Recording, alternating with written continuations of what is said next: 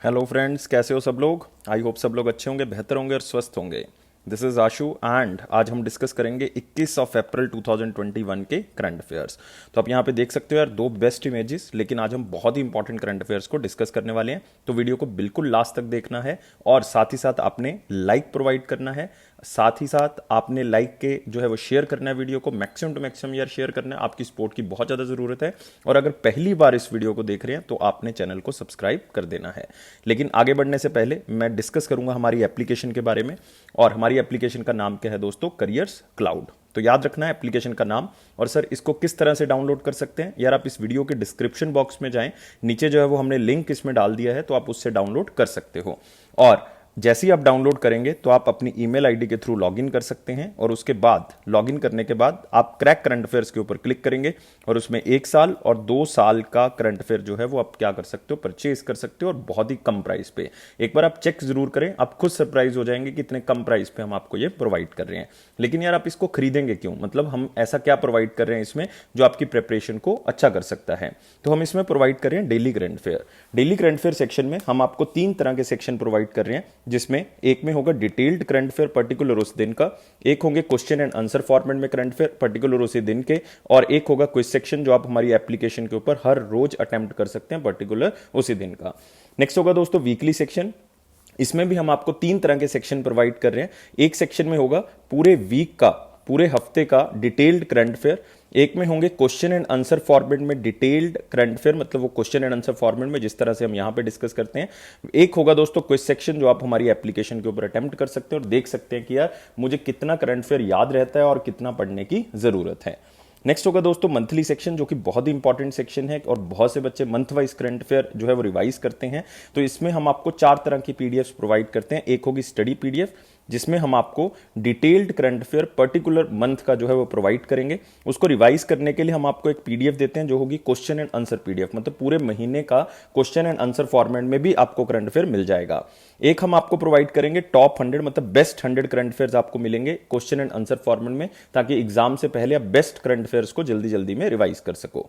एक होगा दोस्तों पॉकेट पीडीएफ, ये भी एग्जाम से पहले जल्दी जल्दी में करंट अफेयर्स को 1 लाइनर या 2 लाइनर फॉर्म में रिवाइज करने के लिए बनाई गई है, तो इसको भी आप एग्जाम से पहले यूज कर सकते हो। ये तो हो गया दोस्तों डेली, वीकली और मंथली। लेकिन आपकी प्रिपरेशन को और अच्छा करने के लिए हम आपको स्मार्ट पीडीएफ प्रोवाइड करते हैं, जैसे कि टॉपिक वाइज पीडीएफ। आपको अगर लगता है कि यार मेरा एक पर्टिकुलर सेक्शन वीक है, एग्जाम से पहले मुझे बुक्स एंड ऑथर्स नहीं याद हो रहे हैं, या फिर एप्स एंड वेब पोर्टल कौन कौन से थे, किसने कौन सा लॉन्च किया है, कौन कौन सी बुक्स जो है वो किसने लिखे हैं, इंपॉर्टेंट डेज कौन से हैं, तो आप पर्टिकुलर उसी टॉपिक की पीडीएफ उठाएं और उसको फटाफट अपने एग्जाम से पहले रिवाइज कर सकते हैं। इसीलिए हमने इसको नाम दिया स्मार्ट पीडीएफ्स।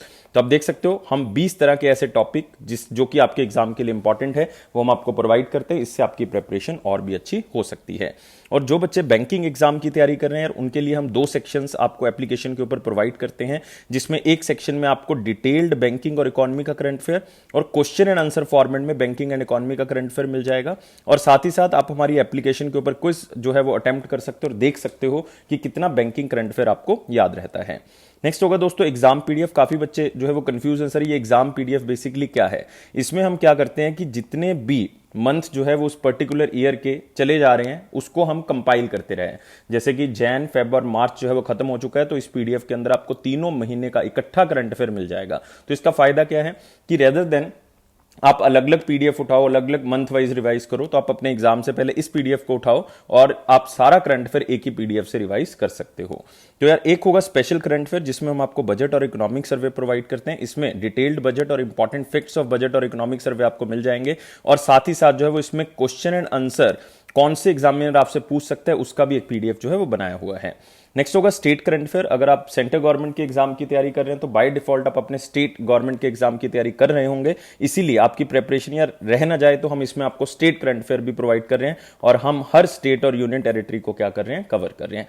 तो गाइस इसके लिए कोई अलग अलग सब्सक्रिप्शन नहीं है, ये सारी एक ही चीज के अंदर आती है, एक ही सब्सक्रिप्शन के अंदर आती है, जो कि आप हमारी एप्लीकेशन को डाउनलोड करने के बाद जो है असेस कर सकते हो। तो अभी डाउनलोड कर लें इसको, एक बार मेरे कहने से प्राइस जरूर चेक करें और आप खुद सरप्राइज हो जाएंगे कि इतने कम प्राइस प्राइस पे हम वो प्रोवाइड कर रहे हैं। तो अभी क्रैक करंट अफेयर्स के ऊपर क्लिक करें और 1 साल और 2 साल की सब्सक्रिप्शन बाय कर लें। और यार उस कम प्राइस के ऊपर भी हम आपको 10% एक्स्ट्रा डिस्काउंट दे रहे हैं अगर आप इस कोड का यूज करेंगे #10 का।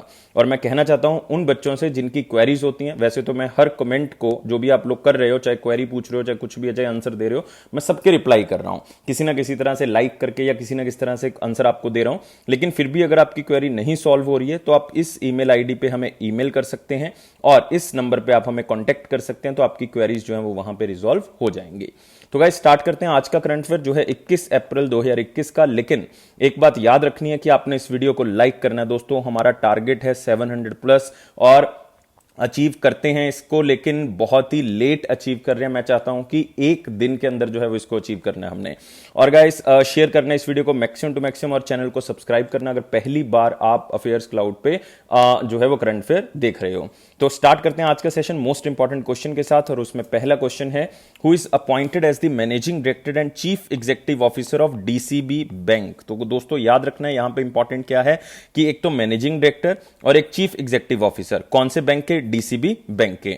और डीसीबी बैंक का दोस्तों मतलब क्या है? Developmental credit bank, development credit bank. और मैं आपको बताना चाहूंगा कि इनको अपॉइंट बेसिकली नहीं किया गया, इनको रीअपॉइंट किया गया है। और इनका 1 साल का टाइम पीरियड जो है वो क्या कर दिया गया है?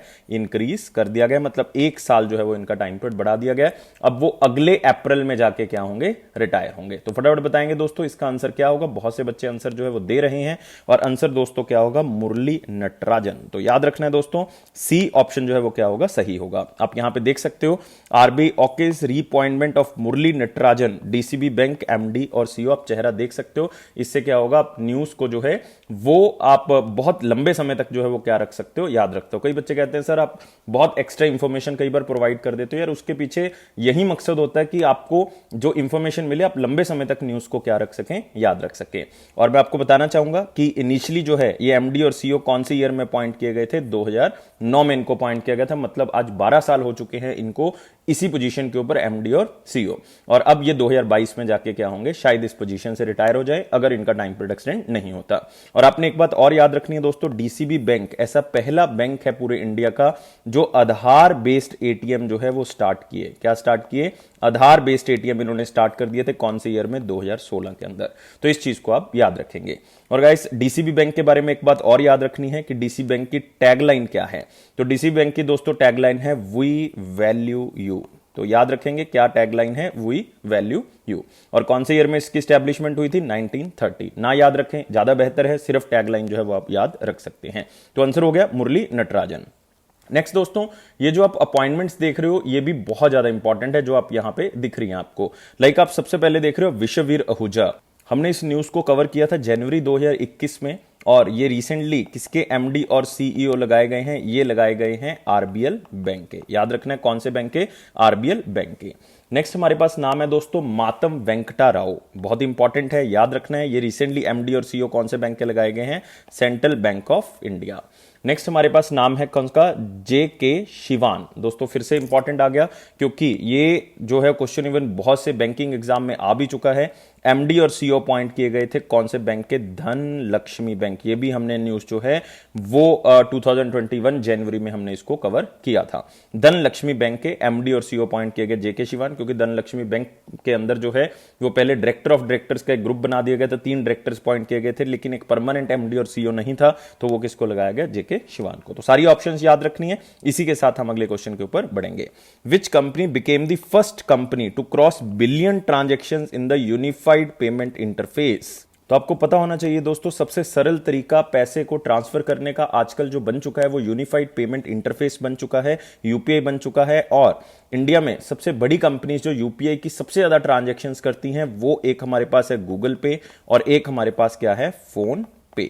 तो इसका मतलब दोस्तों अब आंसर तो यार दोनों में से होगा। अमेजॉन हो नहीं सकता, पेटीएम हो नहीं सकता। तो आंसर या तो गूगल पे होगा या फोन पे होगा। बच्चों ने आंसर बता दिया। आंसर क्या होगा दोस्तों? इसका फोन पे होगा। इसका मतलब सबसे ज्यादा डिजिटल ट्रांजैक्शंस यूपीआई के माध्यम से करने वाली कंपनी जो है वो कौन सी है? फोन पे। इस चीज को आपने याद रखना है। और कंपनी जो है वो 1.3 बिलियन ट्रांजैक्शन जो है वो क्रॉस कर चुकी हैं अपने वॉलेट से, कार्ड्स के थ्रू या यूपीआई के थ्रू। लेकिन इसमें सबसे ज्यादा ट्रांजैक्शन जो है वो किसकी हैं? यूपीआई की, जो कि 1 बिलियन क्रॉस हो चुकी है। एक सिंपल क्वेश्चन है, जैसा क्वेश्चन आपको स्लाइड में दिख रहा है उसी से आप इसको याद कर सकते हैं। और एक बात इसमें और याद रखनी है कि फोन पे का जो हेडक्वार्टर है दोस्तों वो कहां पे मिलेगा आपको, बेंगलुरु में मिलेगा, और इसके सीईओ कौन है, समीर निगम। तो थोड़ा सा एक बार इसको पढ़ लें ताकि अगली बार अगर आप ऑप्शन देखें ऐसा तो आप फटाफट लगा सकते हैं कि निगम जी जो है वो कहां के सीईओ हैं, वो हैं फोन पे के। नेक्स्ट क्वेश्चन आते हैं और यहां पे जो भी चीजें हैं हम कवर कर चुके हैं। नेक्स्ट क्वेश्चन है प्यूमा इंडिया। प्यूमा आपने ब्रांड सुना होगा, leading German sports wear brand signed a long term endorsement deal with which Indian cricketer. मतलब यार सिंपल वर्ड्स में कहूंगा कि कौन से इंडियन क्रिकेटर को प्यूमा इंडिया ने जो है वो ब्रांड एम्बेसडर बनाया है। तो सिंपल है, वैसे तो प्यूमा इंडिया के आपको पता है यार बहुत से ब्रांड एम्बेसडर है, लाइक विराट कोहली इसके ब्रांड एम्बेसडर हैं, इवन अगर आप देखोगे केएल राहुल हैं, एमसी मैरी कॉम है, द्युति चंद हैं, बॉलीवुड में अगर हम ले लें करीना कपूर खान है, सारा अली खान है, युवराज सिंह है, तो ये सारे के सारे यार ब्रांड एम्बेसडर है। लेकिन इन्होंने रिसेंटली 2 क्रिकेटर्स को और लिया है, मतलब युवराज सिंह तो पहले ही है, तो इसका मतलब ये ऑप्शन तो हो नहीं सकता। अब या तो वाशिंगटन सुंदर है या देवदत्त पडिक्कल है, और आंसर क्या होगा, दोनों ही हैं दोस्तों। आंसर क्या होगा इसका, डी होगा।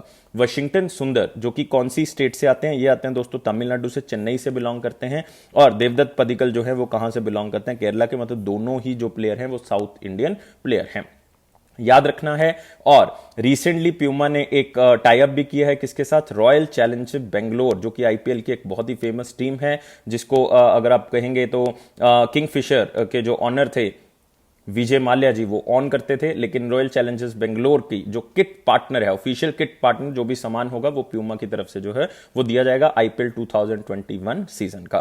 तो इसमें क्वेश्चन अगेन बहुत ही सिंपल है कि प्यूमा इंडिया के जो इंडियन क्रिकेटर जो हायर किए हैं वो है वाशिंगटन सुंदर एंड देवदत्त पडिक्कल, इनको याद रखना आपने। और आप यहां पे देख सकते हो दोनों का चेहरा, और बहुत ही important players Indian cricket team के लिए। और आपको बता चुका हूं कि प्यूमा ऑफिशियल किट पार्टनर बन चुका है रॉयल चैलेंजर्स बेंगलोर का आईपीएल 2021 सीजन में। क्वेश्चन आने के चांसेस कम है, लेकिन हर तरह की इंफॉर्मेशन आपके पास होनी चाहिए। नेक्स्ट आते हैं दोस्तों अगला क्वेश्चन, मोस्ट इंपॉर्टेंट क्वेश्चन जो है वो हम कवर कर चुके हैं। 3 क्वेश्चन थे जो आपके लिए मोस्ट इंपॉर्टेंट थे। अब वेरी इंपॉर्टेंट क्वेश्चंस पे बढ़ते हैं, लेकिन दोस्तों 700 प्लस लाइक्स चाहिए, आपने इसको एक दिन के अंदर जो है वो प्रोवाइड करना है। मिल रहे हैं, लाइक्स आ रहे हैं, लेकिन प्रॉब्लम क्या है, 2 या 3 दिन में वो लाइक्स जो हैं वो 700 तक पहुंचते हैं, लेकिन एक दिन के अंदर का टारगेट हमने रखना है। मैक्सिमम टू मैक्सिमम इसको शेयर कर दें, सब्सक्राइब करें चैनल को अगर आप पहली बार इस वीडियो को देख रहे हैं। Reserve Bank of India set up a 6-member committee to evaluate the role of asset reconstruction companies. और एसेट रिकंस्ट्रक्शन कंपनी के लिए जो 6-member कमेटी बनाई गई उसको लीड जो है वो कौन करेगा। तो आंसर बहुत ही सिंपल है आपको, लेकिन इसमें पता क्या होना चाहिए कि यार ये एसेट रिकंस्ट्रक्शन कंपनी जो है वो बेसिकली होती क्या है, ये आपने जो है वो आंसर थोड़ा सा ध्यान में रखना है। और यही क्वेश्चन खास करके बैंकिंग एग्जाम के लिए बहुत ज्यादा इंपॉर्टेंट है, क्योंकि यार ये कमेटी आपके लिए बहुत ज्यादा इंपॉर्टेंट है। और मैं आपको बताना चाहूंगा कि इस कमेटी के जो हेड हैं वो बेसिकली किसको लगाया गया, सुदर्शन सेन को लगाया गया। याद रखना है आंसर क्या होगा, सुदर्शन सेन। और एसेट रिकंस्ट्रक्शन कंपनी का दोस्तों काम क्या होता है कि जैसे मान लो आपने कोई बैंक से लोन लिया लेकिन आप वापस नहीं कर पाए, अब क्या होगा कि अब आपने कुछ ना कुछ गिरवी रखा होगा बैंक के पास, तो ये एसेट रिकंस्ट्रक्शन कंपनी क्या करेगी, उस चीज को बैंक से खरीद लेगी, मतलब जो भी गिरवी रखा होगा उसको बैंक से खरीद लेगी और उसको बाद में क्या बनाएगी, एसेट बनाएगी। इसलिए इसका नाम क्या रखा गया है, एसेट रिकंस्ट्रक्शन कंपनी, कि इसको दोबारा से जो पैसा डूब रहा था उसको दोबारा से हमने एसेट में क्या करना है, कन्वर्ट करना है। तो ये जो है बेसिकली काम करती है बैंकिंग सेक्टर के लिए, फाइनेंशियल इंस्टीट्यूशंस के लिए, और रिकवर करती है एनपीए को, नॉन परफॉर्मिंग एसेट्स को। और इसमें एक याद रखना है कि ये कौन से एक्ट के थ्रू आता है दोस्तों, ये आता है हमारे पास सरफेसी एक्ट के थ्रू इसको लिया गया है। और सरफेसी एक्ट दोस्तों कौन से ईयर में आया था, 2002 में आया था, जिसका मतलब है securitisation and reconstruction of financial assets and enforcement of security interest, इसको याद रखेंगे। और एसेट रिकंस्ट्रक्शन कंपनी बनाने के लिए कैपिटल जो है वो कितना होना चाहिए, कम से कम 100 करोड़ रुपीस या उससे ज्यादा जो है वो होने चाहिए, और कम से कम 15% कैपिटल एडिक्वेसी रेशियो जो है वो रखनी चाहिए। और बैंकिंग के स्टूडेंट इनको पता होगा कि यार कम से कम 15% तक जो है वो रिस्क ले सकता है अपने एसेट्स के ऊपर, तो उसको हम क्या कहते हैं, कैपिटल एडिक्वेसी रेशियो। इस चीज को याद रखना है दोस्तों, बहुत ही इंपॉर्टेंट है। और इसके चेयरमैन कौन बनाया गया, मतलब हेड कौन बनाया गया, सुदर्शन सेन। आप यहां पे देख सकते हो एक कमेटी सेटअप की गई और सुदर्शन सेन उसके क्या बनाए गए, हेड बनाए गए हैं। और एसेट रिकंस्ट्रक्शन कंपनी किस तरह से जो डेट है उसको कम करेगी, किस तरह से एनपीए को कम करेगी, उसके लिए रिव्यू किया जाएगा। एआरसी क्या है मैं बता चुका हूं, कितने रुपए चाहिए ये भी बता चुका हूं, सारी चीजें डिस्कस कर चुके हैं। लेकिन साथ ही साथ एक रीसेंट कमेटी के बारे में भी मैं चर्चा करूंगा। रीसेंट कमेटी बनाई गई थी आरबीआई की तरफ से, वो 5 मेंबर की दोस्तों क्या थी कमेटी थी। उन 5 मेंबर्स की जो एक्सटर्नल एडवाइजरी कमेटी थी उसका काम क्या था? उसका काम था कि स्मॉल फाइनेंस बैंक्स की वर्किंग को देखना है, यूनिवर्सल बैंक्स की जो एप्लीकेशंस हैं या स्मॉल फाइनेंस बैंक की जो एप्लीकेशंस हैं उसके ऊपर जो है वो ये देखेंगे कि किस तरह से उसके ऊपर गाइडलाइंस बनाई जा सकती हैं। और इसके चेयरमैन कौन लगाए गए थे? हमारे आरबीआई के ही एक फॉर्मर डिप्टी गवर्नर हैं जिनका नाम क्या है? श्यामला गोपीनाथ। तो याद रखेंगे श्यामला गोपीनाथ जी को लगाया गया था इसका चेयरमैन। तो ये भी आपने याद रखनी है specially for the banking students. तो बाकी ऑप्शंस जो हैं वो इसमें कुछ खास आपके लिए इंपॉर्टेंट नहीं, लेकिन एम राजेश्वर राव जो दोस्तों याद रखना है, M Rajeshwar Rao recently appoint किए गए हैं नए आरआरए के बारे में हमने न्यूज कवर की थी, जिसका मतलब है रेगुलेटरी रिव्यू अथॉरिटी। तो याद कर ले, रेगुलेटरी रिव्यू अथॉरिटी 2.0 जो कि काम करेगी कि किस तरह से इंटरनली रेगुलेशंस होनी चाहिए, किस तरह से जो है वो आरबीआई की आगे जो है वो वर्किंग बढ़ सकती है, कम हो सकती है, किसी भी तरह की जो रेगुलेशन है उसके ऊपर कंट्रोल करना है, किस तरह से करना है, वो सारी चीजें आरआरए 2 अब बताएगा। और आरआरए 2.0 के जो हेड हैं वो कौन लगाए गए हैं? एम राजेश्वर राव। तो आप यहां पे देख सकते हो सारी चीजें डिस्कस कर चुके हैं। अगले क्वेश्चन के ऊपर बढ़ सकते हैं। Which organisation announced its partnership with Habitat for Humanity International to help micro finance institutions? तो यार इसमें सबसे बड़ी बात क्या है कि माइक्रो फाइनेंस इंस्टीट्यूशन जो कि आप कह सकते हो कि डेट स्ट्रेस में चल रही है इस टाइम पीरियड पे, और ये माइक्रो फाइनेंस इंस्टीट्यूशन जो है वो आगे क्या करेंगी? ये हाउसिंग लोन्स प्रोवाइड करेंगे।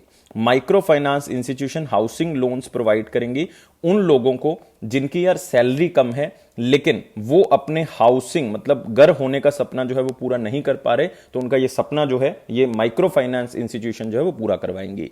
और माइक्रो फाइनेंस इंस्टीट्यूशन को पैसा जो है वो कौन सी ऑर्गेनाइजेशन की तरफ से दिया जाएगा? ये दिया जाएगा दोस्तों एशियन डेवलपमेंट बैंक की तरफ से। तो आंसर क्या होगा इसका?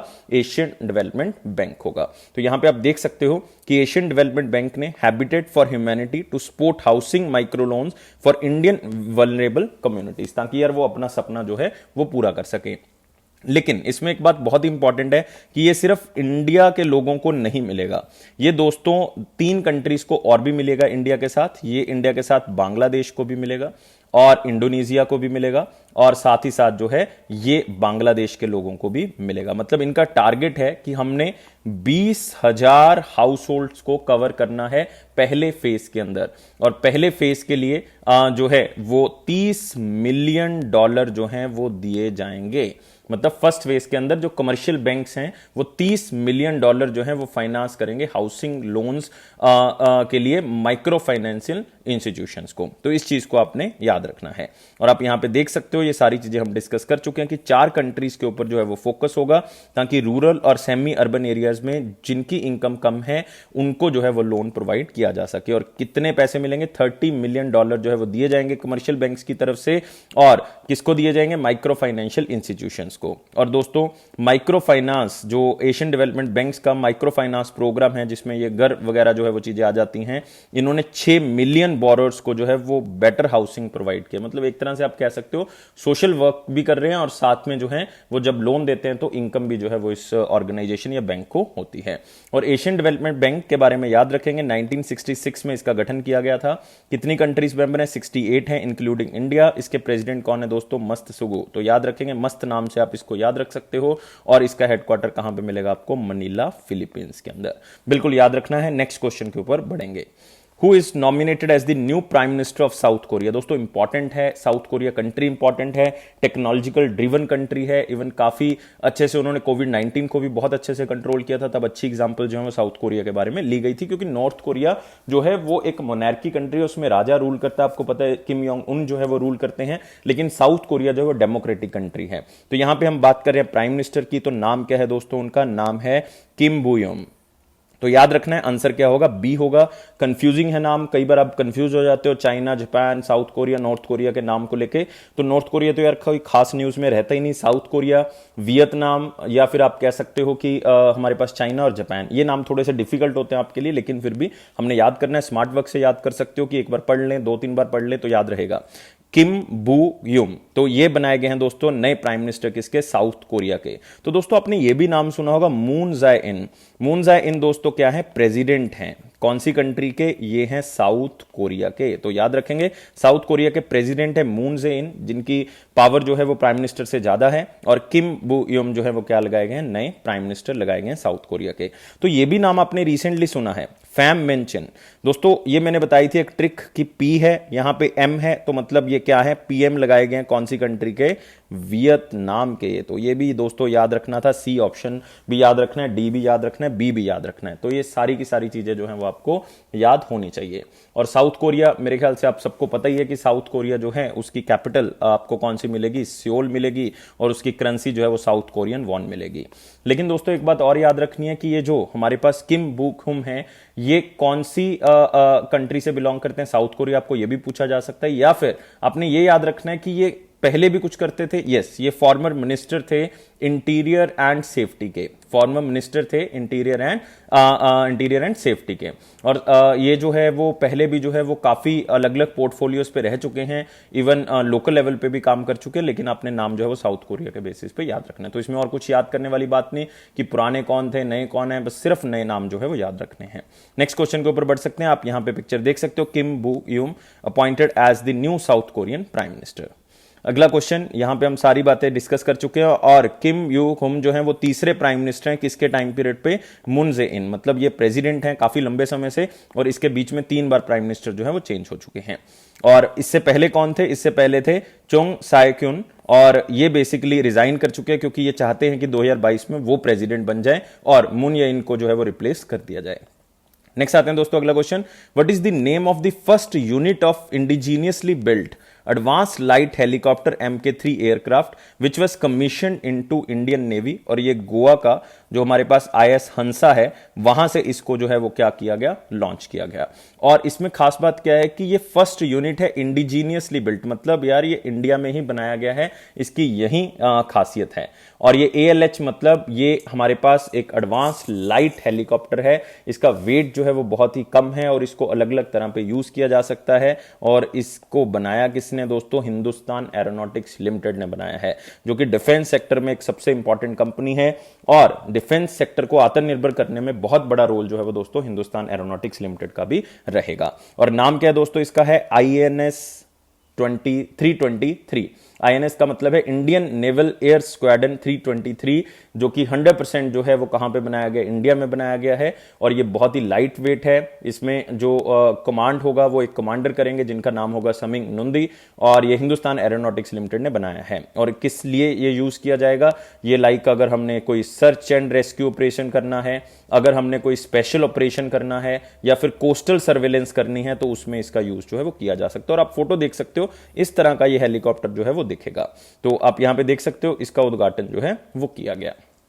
सारी चीजें बता चुका हूं, सारी चीजें हम डिस्कस कर चुके हैं। लेकिन इसमें याद क्या रखना है, अब इंडियन नेवी की बात हो रही है, तो चीफ ऑफ नेवल स्टाफ दोस्तों याद रखने हैं वो कौन है, एडमिरल करमबीर सिंह। बिल्कुल याद होगा सारे बच्चों को। और हिंदुस्तान एरोनॉटिक्स लिमिटेड के बारे में भी दोस्तों याद कर ले, हेडक्वार्टर इसका बेंगलुरु है, और इसके जो चेयरमैन और मैनेजिंग डायरेक्टर हैं वो हैं R माधवन। कौन है, R माधवन। नेक्स्ट क्वेश्चन के ऊपर आते हैं, what is the name of the co founder of Adobe who developed portable document format passed away. तो देखो यार, हम PDF से पढ़ते हैं, और PDF का निर्माण जिन्होंने किया है वो आपको पता है कि एडोब है। एडोब जो है वो एक सबसे पुराना आप कह सकते हो PDF डॉक्यूमेंट रीडर है, जिसको यूज ऑलमोस्ट जितने भी लोग यूज कर रहे हैं सब लोग ही कर रहे हैं। और इसका जो निर्माण किया था वो 2 लोगों ने किया था, और वो एडोब का निर्माण करने वाले दोस्तों 2 लोग थे, चार्ल्स गशेक और दूसरा नाम है जॉन वॉर्नॉक। इसका मतलब यार टोनी सोबर्स और कार्ल ल्यूक तो आंसर हो नहीं सकता, तो आंसर यहां पे सिर्फ आपको क्या मिलेगा, चार्ल्स गशेक या फिर गशेके या जॉन वर्नॉक में से एक आंसर होगा। और रिसेंटली दिन का देहांत हुआ वो है दोस्तों चार्ल्स गशेके, और आंसर क्या होगा इसका, बी होगा, चार्ल्स गशेक, चार्ल्स गेस्चेक, किसी भी तरह से आप इसको याद रख सकते हैं, नाम याद होना चाहिए। और इन दोनों ने मिलकर ही दोस्तों एडोब की शुरुआत जो है वो की थी।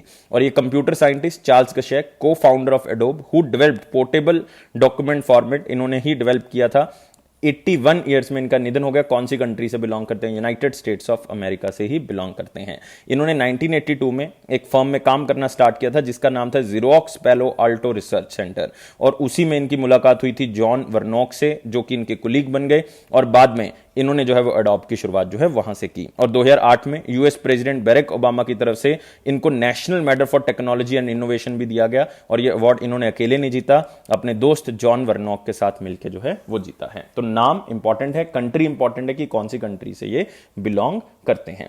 नाउ अगले क्वेश्चन के ऊपर बढ़ सकते हैं। अगला क्वेश्चन है हमारे पास, what is the name of the helicopter which was take controlled flight on Mars.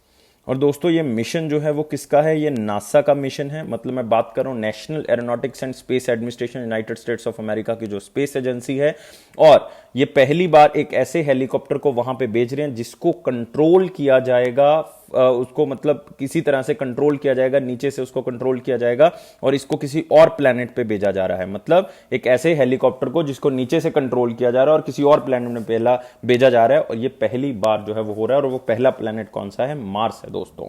और जो आपने याद रखना है कि इसका नाम जो है वो क्या है हेलीकॉप्टर का? आर्टेमिस है। क्या नाम है? आर्टेमिस है। और इसका वेट जो है वो बहुत ही कम है, लाइक 4 पाउंड जो है वो इसका वेट है, मतलब ऑलमोस्ट 1.8 kg जो है वो इसका क्या है? वेट है। और मतलब इसमें विंग फैब्रिक जो है वो यूज किए गए हैं, जो कि राइट फ्लायर कहा जाता है, जिनको 1903 में जब राइट ब्रदर्स ने निर्माण किया था तो वहां से जो है वो इसका जो है वो आइडिया लिया गया। और इसमें याद रखना है कि इसमें पैसा बहुत ज्यादा नासा जो है वो खर्च कर चुका है। 85 मिलियन यूएसडी जो है वो पैसा क्या कर चुका है? खर्च कर चुका है। और आपने एक बात इसमें और याद रखनी है कि इसमें जो हमारे पास हेलीकॉप्टर है उसका नाम आर्टेमिस है, लेकिन जो रोवर है दोस्तों जो इसको लेके जाएगा वो उसका नाम क्या है? उसका नाम है परसेवरेंस। तो याद रखना है नाम क्या है? परसेवरेंस, रोवर का नाम। और लैंडर जो है उसका भी आप नाम जो है वो याद रख सकते हैं, और वो होगा हमारे पास हेलीकॉप्टर के थ्रू लैंड करेगा, आर्टेमिस होगा। और एक किस क्रेटर के ऊपर जाके रुकेगा वो मार्स के, वो क्रेटर का नाम क्या है? ज़ेरो। तो याद रखना है JEZERO, ज़ेरो। किसी भी तरह से आप इसको याद रख सकते हैं। तो नाम क्या होगा दोस्तों? आर्टेमिस होगा। तो आप यहां पे देख सकते हो, NASA's Mars helicopter makes history with the successful flight on the red planet. और इस तरह का दोस्तों ये दिखता है। और रिसेंटली एक इमेज भी शेयर की गई थी इसकी ब्लैक एंड व्हाइट के अंदर। और ये मतलब इनका जो इंजेनिटी हेलीकॉप्टर है उसी से इसको जो है वो लिया गया था, और इसकी शेडो जो है वो दिख रही थी, और सरफेस ऑफ मार्स के ऊपर आप इसको देख सकते थे। और परसेवरेंस ने इसका वीडियो भी जो है वो क्या किया था? बनाया था, जो रोवर है। और यहां पे देख सकते हो इंजेनिटी जो है एक्सपेरिमेंटल मार्स हेलीकॉप्टर, जो कि नासा का पहला हेलीकॉप्टर बनेगा जो पावर्ड कंट्रोल फ्लाइट होगी, जो कि दूसरे प्लैनेट पे भेजी जाएगी। वेट बहुत ही कम है, मैं बता चुका हूं, 1.8 kg है। और इसके रोवर का नाम याद रखना है परसेवरेंस, जिसकी मैं बात कर रहा था, जिसने वीडियो जो है वो बनाया था। और जो क्रेटर है, किस क्रेटर पे जाके जो है वो लैंड करेंगे? ज़ेरो क्रेटर के ऊपर जाके लैंड करेंगे। तो बिल्कुल इन सारी चीजों को आपने याद रखना है। लेकिन जो बाकी ऑप्शंस देख रहे हो दोस्तों वो भी बहुत ज्यादा इंपॉर्टेंट है। जैसे कि आप पहला ऑप्शन देख रहे हो वो क्या है हमारे पास? जूस।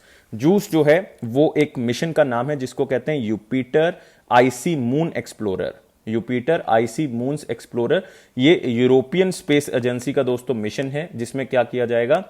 जिसमें जो है वो 3 सैटेलाइट्स के ऊपर जो है वो काम किया जाएगा। जुपिटर के जो 3 सैटेलाइट हैं, गैनीमेड है, कैलिस्टो है और यूरोपा है, इन तीनों सैटेलाइट्स को ध्यान से जो है वो ऑब्जर्व किया जाएगा। तो उसके ऊपर ये काम होगा, ताकि इसमें जो है पानी है, ये माना गया है कि इन 3 सैटेलाइट्स के नीचे जो है वो पानी मिला है, और साथ ही साथ जो है उनके सरफेसिस के ऊपर, जिससे कि ये हैबिटेबल एनवायरनमेंट के लिए काम हो सकता है। नेक्स्ट दोस्तों आपके पास मिशन है कौन सा? इंजेन्युटी। और ये भी मैं जो है वो बात कर चुका हूं इंजेन्युटी मिशन के बारे में। क्या बात कर चुके हैं इसके बारे में हम? अभी जो हम आर्टेमिस की बात कर चुके हैं वो कौन से मिशन का पार्ट है दोस्तों? इंजेनिटी मिशन का ही पार्ट है, जो कि मार्स पे भेजा जाएगा, जिसका रोवर का नाम जो है वो क्या है? परसेवरेंस है। हेलीकॉप्टर का नाम क्या है? इंजेनिटी। और ये जो है टच करेगा, मतलब ऑलमोस्ट जो है वो कर चुका है 18 फरवरी 2021 को ज़ेरो क्रेटर के ऊपर। तो अब जो है वो वहां से पिक्चर जो है वो हमारे पास आ रही हैं। तो ये मार्स का मिशन है दोस्तों। नेक्स्ट आता है दोस्तों हमारे पास किसका? ल्यूसी। तो ल्यूसी के बारे में याद रखेंगे, ये सिर्फ एक्सप्लोर करना है, है एस्ट्रॉइड्स को या एस्ट्रॉइड बेल्ट को, तो उसके लिए एक मिशन लॉन्च किया गया था जिसका नाम था लूसी, और ये भी दोस्तों किसका है, नासा का है। इंजेनिटी भी किसका है, नासा का है। आर्टेमिस इंजेनिटी का ही पार्ट है। जूस जो है वो किसका है, यूरोपियन स्पेस एजेंसी का। नेक्स्ट क्वेश्चन के ऊपर बढ़ेंगे, लेकिन उससे पहले आपने याद रखना है रिसेंटली नासा के एडमिनिस्ट्रेटर नए अपॉइंट किए गए थे जिनका नाम क्या है, बिल नेल्सन। नेक्स्ट क्वेश्चन आते हैं दोस्तों, अगला क्वेश्चन है रिनाउंड राइटर पद्मश्री जी वेंकटा सुब्बाय पास्ट अवे, उनका देहांत हो गया। वो फेमस राइटर किस लैंग्वेज के थे? तो सिंपल क्वेश्चन है, लेकिन इसमें दो तीन चीजें याद रखनी है। एक तो कौन सी स्टेट से बिलोंग करते थे, ये याद रखेंगे। तो मैं आपको बताना चाहूंगा कि वो कौन सी स्टेट से बिलोंग करते थे, कर्नाटका से बिलोंग करते थे। और साथ ही साथ आपने याद रखना है कि कौन सी लैंग्वेज के राइटर थे, बहुत ही फेमस है। इवन उनको कहा जाता है walking encyclopedia of Kannada language and culture. इसका मतलब आंसर क्या होगा, कन्नड़। तो कन्नड़ से कर्नाटका जो है वो मेरे ख्याल से याद रखेगा, कन्नड़ कोस्ट मतलब कर्नाटका की हम बात कर रहे हैं। इवन ये ऐसे नहीं कि ये पुश्तैनी है यार, उनका जो भी ये चल रहा है, ग्रैंड फादर जो है वो उनके क्या थे, वो संस्कृत स्कॉलर थे। क्या थे, संस्कृत स्कॉलर। फादर इनके संस्कृत के भी थे, कन्नड़ के भी थे, और खुद ये किसके हो गए, कन्नड़ स्कॉलर हो गए। ये पद्मश्री इनको मिल चुका है 2017 के अंदर। ये अपनी एक डिक्शनरी के लिए बहुत ज्यादा फेमस हुए थे जिसका नाम था, लिख देता हूं मैं यहां पे, कन्नड़ निघंटु। कन्नड़ निघंटु बहुत ही ज्यादा फेमस हुई थी ये, कन्नड़ निघंटु शास्त्र परिचय। तो इन्होंने कन्नड़ डिक्शनरी जो है, मतलब कन्नड़ डिक्शनरी साइंस जो है वो बेसिकली लिखी थी इसके अंदर, कन्नड़ निघंटु शास्त्र परिचय। और 12 तरह की अलग अलग डिक्शनरीज के ऊपर ये काम कर चुके हैं। तो नाम जरूर याद रखेंगे, जी वेंकटा सुब्बाय, और लैंग्वेज कन्नड़, स्टेट कर्नाटका, और जो इनको प्राइज मिल चुका है पद्मश्री वो 2017 में मिल चुका है। नेक्स्ट आते हैं, आप यहां पे पिक्चर देख सकते हो यार, Padma awardee and Kannada writer Ganjam Venkata Subbaiah या जी वेंकटा सुब्बाय, उनका देहांत हो चुका है, और ये कर्नाटका से बिलोंग करते थे। अगला क्वेश्चन आते हैं दोस्तों, सारी चीजें डिस्कस हो चुकी हैं और ये भी हम सारी चीजें डिस्कस कर चुके हैं। ये याद रखना है, walking encyclopedia of Kannada language और कल्चर, मतलब चलता फिरता यार एक तरह से इंसाइक्लोपीडिया है जिसके पास सारी इंफॉर्मेशन आपको मिल जाएगी कन्नड़ लैंग्वेज और कल्चर के बारे में। Which of the following is not one of the official language of United Nation? तो यूनाइटेड नेशन ने रिसेंटली जो है वो एक दिन मनाया है जो कि लैंग्वेज डे के नाम से मनाया गया, जो कहा जाता है चाइनीज लैंग्वेज डे। क्योंकि यूनाइटेड नेशन जो है वो अपनी 6 ऑफिशियल लैंग्वेजेस जो उनकी हैं उसके दिन जो है वो सेलिब्रेट करता है। मैं आपको सारे बता दूंगा, लेकिन एज सच आपको पूछने के चांसेस कम है कि कौन सा दिन कब सेलिब्रेट किया जाता है। तो पहले ढूंढते हैं कि इन 4 में से कौन सी ऑफिशियल लैंग्वेज नहीं है, फिर देखते हैं कि 6 लैंग्वेज जो है वो कौन कौन सी है जो उनकी ऑफिशियल है। तो इसमें दोस्तों अरेबिक भी जो है वो बेसिकली ऑफिशियल लैंग्वेज है। अरेबिक जो है उसका दिन मनाया जाता है 18 दिसंबर को। चाइनीज मैं बता ही चुका हूं, चाइनीज डे बनाया है, तो ये रिसेंटली मनाया गया है। और कौन से दिन मनाया गया ये चाइनीज डे, ये मनाया जाता है दोस्तों 20 अप्रैल को। 20 अप्रैल को। फिर आ गया दोस्तों आपके पास फ्रेंच डे, और ये सेलिब्रेट किया जाता है 20 मार्च को, मतलब ऑलमोस्ट 1 महीने का गैप है फ्रेंच और चाइनीज के अंदर। इसका मतलब आंसर जो है वो नहीं है, वो कौन सा, जापान नहीं है, मतलब जापानीज आंसर नहीं है। तो और कौन कौन सी 3 लैंग्वेजेस दोस्तों रह चुकी हैं, इंग्लिश इसमें नहीं लिखा हुआ ऑप्शन के अंदर, तो इंग्लिश डे सेलिब्रेट करता है यूनाइटेड नेशन कौन सी तारीख को, 23 अप्रैल। और 23 अप्रैल को ही स्पेनिश डे भी जो है वो सेलिब्रेट किया जाता है, वो भी यूनाइटेड नेशन की तरफ से। और एक लैंग्वेज रहेगी दोस्तों Russian day, Russian language day मनाया जाता है 6 जून को। तो ये सारे के सारे ऑप्शन आप एक बार देख सकते हैं, लेकिन बहुत ही कम चांसेस है कि आपको पूछ सके। हाँ, लेकिन ये क्वेश्चन आएगा कि अलग अलग कल्चरल डाइवर्सिटी को प्रमोट करने के लिए 6 ऑफिशियल लैंग्वेजेस डिक्लेयर है, कौन कौन सी, Arabic, Chinese, French, English, Spanish, Russian. इस चीज को आपने याद रखना है। और अगर आपको किसी तरह की कोई कंफ्यूजन हो जाए तो आप इस तरह से याद रख सकते हैं इसको, सी सेफर। किस तरह से याद रखेंगे, सी सेफर। तो सी का मतलब चाइनीज हो गया, एस का मतलब स्पेनिश हो गया, ए का मतलब अरेबिक हो गया, एफ का मतलब फ्रेंच हो गया, और ई का मतलब इंग्लिश हो गया, आर का मतलब रशियन हो गया। तो इस तरह से भी आप इसको याद रख सकते हैं। तो ये लैंग्वेजेस जो हैं वो आपने याद रखनी है। और आप यहां पे देख सकते हो United nation Chinese language day जो 20 अप्रैल 2021 को मनाया गया, और Chinese literature, poetry, Chinese language को सेलिब्रेट करता है, उसकी कॉन्ट्रीब्यूशन को सेलिब्रेट करते हैं। और दोस्तों यहां पे देख सकते हो कि 20 अप्रैल को ही क्यों चुना गया, क्योंकि 20 अप्रैल जो है वो ग्यू की तरफ से चुना गया था, जो कि 6th of 24 solar terms in the traditional east Asian calendars हैं, विच पेज ट्रिब्यूट टू दी कैंगजाई और द कैंगजी। कैंगजी बेसिकली जो है वो बेसिकली क्या है, कैंगजी जो है वो एक ऐसी फिगर है एंशिएंट चाइना की जिनको माना जाता है कि जिन्होंने येलो एम्परर की जो है वो शुरुआत की थी, और साथ ही साथ आप कह सकते हो वो ऐसे हिस्टोरियन जिन्होंने येलो एम्परर के बारे में जो है वो ज्यादा इंफॉर्मेशन दी। और चाइनीज करेक्टर जो आप देख रहे हो कि ये लिखे होते हैं अलग अलग, जिनको पढ़ना भी मुश्किल और समझ आना भी मुश्किल है, वो इन्होंने उसकी शुरुआत जो है वो की थी। और ये ग्यू का मतलब क्या होता है, रेन ऑफ मिलेट्स। तो दोस्तों मतलब आपके लिए इंपॉर्टेंट नहीं है, सिर्फ आपने जो है पढ़ा होना चाहिए, कई बार जो है वो किसी भी टाइम पे नॉलेज जो है वो काम आ सकती है। अब बढ़ते हैं दोस्तों इंपॉर्टेंट क्वेश्चंस की तरफ, लेकिन फिर से कहना चाहूंगा 700 प्लस लाइक, सब्सक्राइब करना है चैनल को अगर पहली बार देख रहे हैं, और शेयर करना है मैक्सिमम टू मैक्सिमम। तो दोस्तों उसमें पहला क्वेश्चन है, यूनियन मिनिस्टर पीयूष गोयल जी ने लॉन्च किया startup India seed fund scheme, जो कि मोदी जी ने ऑलरेडी अनाउंस कर चुके थे। How much corpus fund is provided under this, मतलब कितना फंड जो है वो इसके अंदर प्रोवाइड किया गया, ये आपने जो है वो मुझे बताना है। तो दोस्तों बहुत ही सिंपल क्वेश्चन है, और सिर्फ आपने फंड जो है वो याद रखना है। आंसर क्या होगा इसका, 945 करोड़ रुपीस जो है वो इसमें प्रोवाइड किए जाएंगे। क्यों प्रोवाइड करेंगे, ताकि स्टार्टअप्स को प्रोत्साहन मिल सके, स्टार्टअप्स को आगे बढ़ाया जा सके, और जो भी स्टार्टअप्स करना चाहते हैं, लाइक वो अपना कोई प्रोजेक्ट डेवलप करना चाहते हैं, उसके ट्रायल्स करना चाहते हैं, मार्केट में एंट्री लेना चाहते हैं, कमर्शियलाइजेशन करना चाहते हैं, उसके लिए पैसा जो है वो प्रोवाइड किया जाएगा। तो इसकी अलग अलग स्टेजेस हैं कि 5 करोड़ पहले दिया जाएगा, ताकि जो एक एडवाइजरी कमेटी होगी, एक्सपर्ट एडवाइजरी कमेटी जो चुनेगी जिन स्टार्टअप्स को हमने प्रमोट करना है, तो उनको 5 करोड़ रुपया पहले दिया जाएगा। फिर 20 लाख रुपए जो है वो उनको दिया जाएगा ताकि ये अपने प्रोडक्ट्स के ट्रायल्स कर सकें, और फिर 50 लाख रुपया अलग से दिया जाएगा ताकि ये मार्केट में एंट्री कर सके। मतलब 5 करोड़, 20 लाख और 50 लाख रुपए जो है वो उनको अलग अलग श्रेणियों में मिलेंगे। लेकिन आपने याद नहीं रखना, सिर्फ याद रखना है कि ये प्राइम मिनिस्टर मोदी जी ने जनवरी 2021 में अनाउंस कर दिया था कि हम ऐसा कोई फंड जो है वो प्रोवाइड करेंगे, और ये ministry of commerce and industry की तरफ से किया गया, मतलब पीयूष गोयल जी की तरफ से इसको लॉन्च किया गया। और पूरा नाम है पीयूष वेद प्रकाश गोयल, जो कि राज्यसभा के मेंबर हैं, कहां से, महाराष्ट्र से। तो यहां पे भी आप देख सकते हो commerce and industry ministry, Piyush Goyal ji ने स्टार्टअप फंड को लॉन्च किया। तो इसका टाइम पीरियड दोस्तों कितना होगा, 4 साल का जो है इसका टाइम पीरियड होगा, जो कि स्टार्ट हो रहा है 2021-22 को। नेक्स्ट क्वेश्चन पे आते हैं, ऑस्ट्रेलिया अनाउंस्ड INR, मतलब ऑलमोस्ट 8 करोड़ रुपए जो है वो ऑस्ट्रेलिया ने ग्रांट प्रोवाइड की है, किसके लिए, Indo Pacific ocean initiative, India और ऑस्ट्रेलिया का जो है। और this initiative was launched in which year, मतलब कौन से ईयर में जो है वो इसको लॉन्च किया गया था, तो ये आपने बताना था। तो आंसर जो है वो बहुत ज्यादा डिफिकल्ट नहीं कहूंगा, ये बहुत ही सिंपल है, क्योंकि नरेंद्र मोदी जी ने ही इसको लॉन्च किया था, तो इसमें कुछ खास डिफिकल्टी आपको होनी नहीं चाहिए कि कौन सी ईयर में इसको लॉन्च किया गया था। 2019 में इसको लॉन्च किया गया था नरेंद्र मोदी जी में, ताकि जो मैरीटाइम हमारा इंडो पैसिफिक रीजन है वो सिक्योर हो सके, खास करके चाइना को वहां पे टैकल कर सकें। और इसके लिए 7 पिलर जो है वो डिसाइड किए थे, जिसमें से एक पिलर के ऊपर जो है वो ऑस्ट्रेलिया जो है वो क्या करेगा, लीड पार्टनर रहेगा। वो किसके लिए, वो है मैरीटाइम इकोलॉजी पिलर, मतलब जिसमें प्लास्टिक वेस्ट को कम करना है, मेरीन पोल्यूशन को कम करना है। और फ्रांस ने भी अब रिसेंटली जो है वो इस एक पिलर को जो है वो ज्वाइन कर लिया है। ऑस्ट्रेलिया ज्वाइन कर चुका है, फ्रांस कर चुका है, अलग अलग पिलर जो है वो अलग अलग कंट्री के लिए डिनोट किए गए हैं। तो याद रखना दोस्तों, सिंपल है, Australia Indo Pacific ocean initiative जो है वो 2019 में स्टार्ट किया गया था, नरेंद्र मोदी जी की तरफ से इसको स्टार्ट किया गया था। इस न्यूज में और कुछ याद नहीं रखना, ना ही ये न्यूज बहुत ज्यादा इंपॉर्टेंट है, लेकिन फिर भी जो लोग यूपीएससी की तैयारी कर रहे हैं उनके लिए ये इंपॉर्टेंट है कि 7 पिलर्स हैं, 2019 में इसको स्टार्ट किया गया था। ऑस्ट्रेलिया और इंडिया का इनिशिएटिव है, और ऑस्ट्रेलिया जो है वो इकोलॉजी पिलर के ऊपर काम कर रहा है, जिसमें प्लास्टिक वेस्ट को कम करना है, मेरीन पोल्यूशन को कम करना है। और साथ ही साथ रिसेंटली फ्रांस ने भी जो है पिलर के ऊपर जो है वो हाथ दिया है, हाथ पकड़ा है मैरीटाइम रिसोर्सेज के ऊपर। तो इस चीज को आप याद रख सकते हो।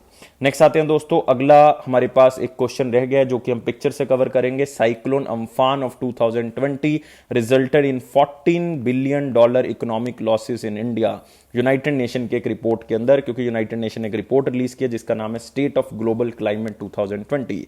तो इसके तहत जो सबसे महंगा साइक्लोन पड़ा है वो कौन सा पड़ा है, अम्फान साइक्लोन पड़ा है। और ये वर्ल्ड मेट्रोलॉजिकल ऑर्गेनाइजेशन की तरफ से ये डाटा जो है वो दिया गया है। इस चीज को याद रखना है। सबसे महंगा इसलिए कह रहा हूं, मतलब नुकसान बहुत ज्यादा हो, उसकी भरपाई के लिए सरकार को बहुत ज्यादा पैसा खर्च करना पड़ा, specially in the India and Bangladesh. India में भी यार 2.4 मिलियन लोग जो है वो डिस्प्लेस हो गए, बांग्लादेश के अंदर भी 2.5 मिलियन लोग जो है वो डिस्प्लेस हो गए। तो इतना ज्यादा नुकसान जो है वो हुआ है। और इस रिपोर्ट के अंदर साथ ही साथ बताया गया कि जो 2020 है वो one of the 3 warmest years जो है वो ऑन रिकॉर्ड है पिछले 10 सालों के अंदर। अगर आप देखोगे सबसे वार्मेस्ट ईयर जो पिछले 10 सालों के अंदर था वो था 2016 का फर्स्ट वार्मेस्ट ईयर था, और 2020 का जो सेकंड वार्मेस्ट ईयर बन चुका है, सबसे गर्म साल जो है वो बन चुका है। 2019 का थर्ड वार्मेस्ट ईयर है अगर हम टेम्परेचर को ध्यान से देखें।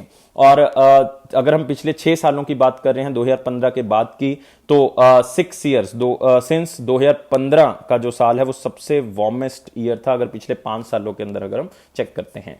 और 2011 से लेके 20 तक वार्मेस्ट डेकेड ऑन रिकॉर्ड, मतलब सबसे 10 साल गर्म जो है वो कौन से थे 2011 से 20 थे। तो यार आपको पता ही है कि ये ग्लोबल वार्मिंग का जो है वो फंडा चल रहा है और कार्बन एमिशन बहुत ज्यादा हो रही है। और आपने इसमें ऑर्गेनाइजेशन याद रखनी है, वर्ल्ड मेट्रोलॉजिकल ऑर्गेनाइजेशन, जिसका हेडक्वार्टर आपको कहां पे मिलेगा, जिनेवा के अंदर मिलेगा, स्विट्जरलैंड में आपको मिलेगा। कितनी कंट्रीज मेंबर हैं, 193। जितनी यूनाइटेड नेशन की हैं उतनी ही इसकी मेंबर कंट्रीज होंगी।